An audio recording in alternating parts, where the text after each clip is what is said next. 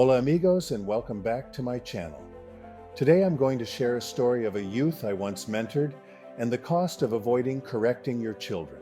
Have you ever met a kid who's good-hearted, polite, funny, respectful, yet slowly drifts into chaos because no one ever corrected him early enough?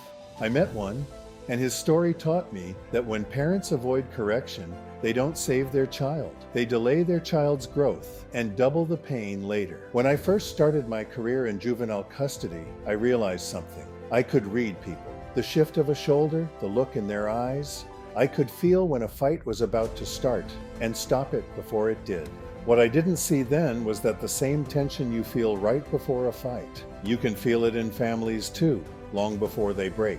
I'd watch parents visit their kids in custody. Sweet smiles, polite voices. You'd think, wow, they seem normal. But niceness isn't the same as structure. And that lesson hit home when I met, let's just call him Mitchell. Mitchell was 14, adopted, smart, good communicator. His mom, divorced, overwhelmed, and trying to prove she was fine. But what she didn't realize was she was teaching through emotion, not by example. She'd talk about her dating life in front of her kids. And I remember thinking, these conversations are a little too grown for little hearts. But I stayed professional, just observed. Then one night, things boiled over. After swimming, Mitchell was hungry. He had played for 2 hours. Mom told him, no, you need to lose weight. Mom barricaded the kitchen entrance. Mitchell struggled to get through his mom's stance, and he was successful. He made it to the refrigerator and he grabbed 2 hard-boiled eggs. Mom called the police. Can you believe Mom called the police over something so ridiculous?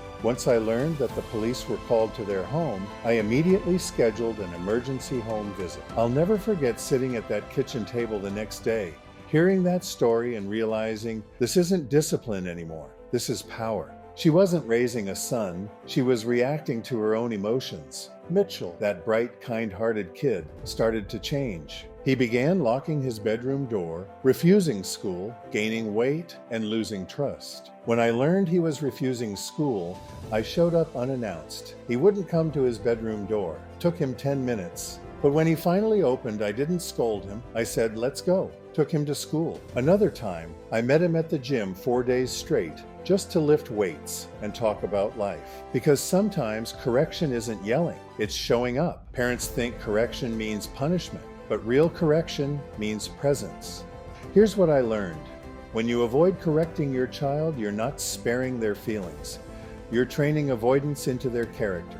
You teach them that discomfort is dangerous instead of transformative. And one day, when life corrects them, a boss, a partner, a judge, they'll have no muscle for accountability. So correct them early, correct them with love, correct them with consistency. It's painful to admit, but parents who lack leadership skills often raise children who lack direction. Without guidance, a child's potential doesn't disappear. It just gets lost in the noise. To my daughters, my favorite people, this one's for you. If you ever feel me correcting you, know it's not because I'm angry. It's because I love who you're becoming too much to let comfort slow you down.